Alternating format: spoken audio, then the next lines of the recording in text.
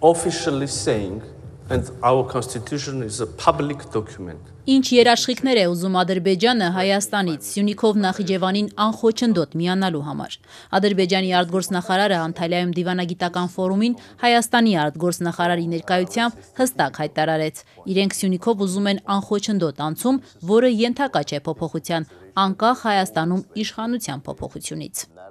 It does not depend on the, political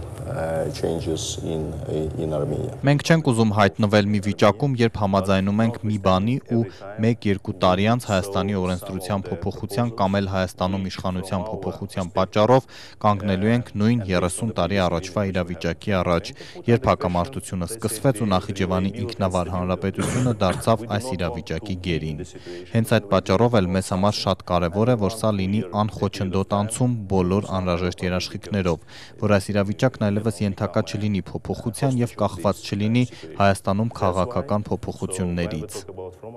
Ես ենթադրում եմ, որ իրենք այդ մասով ուզում են ստանալ առանձին փաստաթուղթ։ Ընդդիմադիր Հայաստան խմբակցության պատգամավոր Աննա Գրիգորյանի համոզմամբ Ադրբեջանը նպատակ ունի առանձին փաստաթղթով իր համար ամրագրել այնպիսի պայմաններ, որոնք Փաշինյանի իշխանությունից հետո էլ չեն չեղարկվի։ Օրինակ, ինչպես սահմանազատման հետ կապված բանակցվեց մեկ առանձին փաստաթուղթ, նաև այսպես այդ միջանցքի տրամաբանության հետ կապված կարող են փորձել ստանալ մեկ այլ փաստաթուղթ, ինչպես Բայրամովն է ասում, որը անկախ քաղաքական փոփոխություններից իր ակտուալությունը չի կորցնի հողի վրա, այսինքն այնպիսի պայմաններով փաստաթուղթ են ուզում ստանալ, որոնք Նիկոլ Փաշինյանից հետո է նույնիսկ հնարավոր չի լինի չեղարկել արդեն որևէ կողմի համար։ Քաղաքական մեկնաբան Հակոբ Բադալյանի համոզմամբ, եթե Հայաստանը Ադրբեջանի հետ ճանապարհների ապաշրջափակման ստորագրվելիք փաստաթղթում ամրագրի, որ պայմանները երբևէ ենթակա չեն փոփոխության, ապա դա կլինի Հայաստանի քաղաքական կապիտուլյացիան։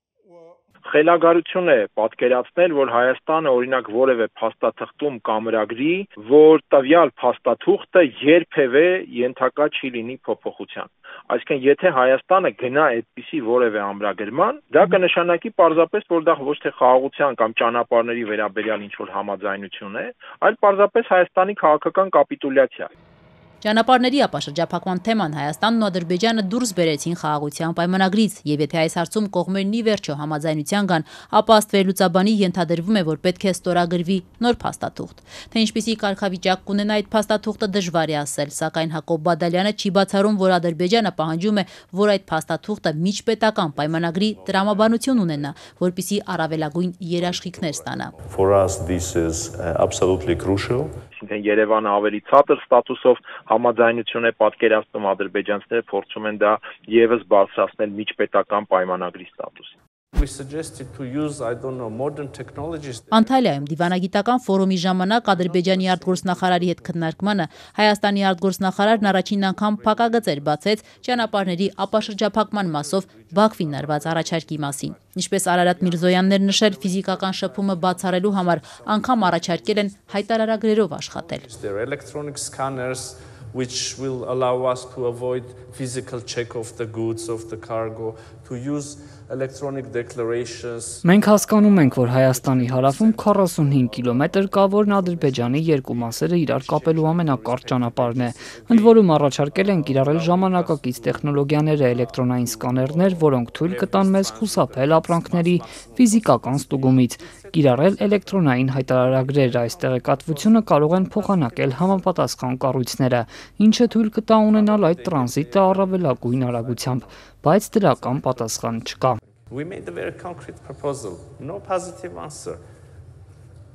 Սա абսուրդ է, որ հայ ժողովուրդը իր հետ տեղի ունեցողի մասին Անտալիայում տեղի ունեցած ֆորումի ժամանակ է տեղեկանում։ Ընդդիմադիր պատգամավորի համոզմամբ այնինչ առաջարկում է Երևանը Բաքվին, իրականում Հայաստանի ինքնիշխանության էական զիջում է, բայց նույնիսկ այդ պարագայում Ադրբեջանը մերժում է Հայաստանի այդ առաջարկը, ինչն ըստ Աննա Գրիգորյանի ցույց է տալիս, որ Բաքվի ուզածը ընդամենը մի պարզ ճանապարհ չէ։ Դա իրականում սուվերենության, իրավազորության էական զիջում է, բայց կրկնում եմ, նույնիսկ այդ զիջումների պարագայում Ադրբեջանը Իրանն ասում է դա մեզ բավարար չէ, այսինքն իրենք լրիվ ստրատեգիական, լրիվ այլ պատկերացումներ ունեն, այսինքն իր խնդիրը միայն այդ կապը ստանալը չի, իր խնդիրը միայն իր բեռները փոխադրելը չի, ինքը շատ ավելի լուրջ հավակնություններ ունի այդ տարածքի նկատմամբ եւ միջանցք ասածը, եթե մենք ուղղակի պատկերացնում ենք մեկ ճանապարհ, դա կարծում եմ ամբողջական պատկերացումները չեն, որովհետեւ ճանապարհը պետք է լինի իր ինֆրաստրուկտուրաներով եւ այլն, այսինքն Ադրբեջանը եւ Թուրքիան շատ ավելի մեծ ծրագիր են գծագրում եւ իրենց բավարար չէ նույնիսկ այն խայտառակ առաջարկը, որ ներկայացվում է այսօր Հայաստանի Հանրապետության իշխանությունների կողմից։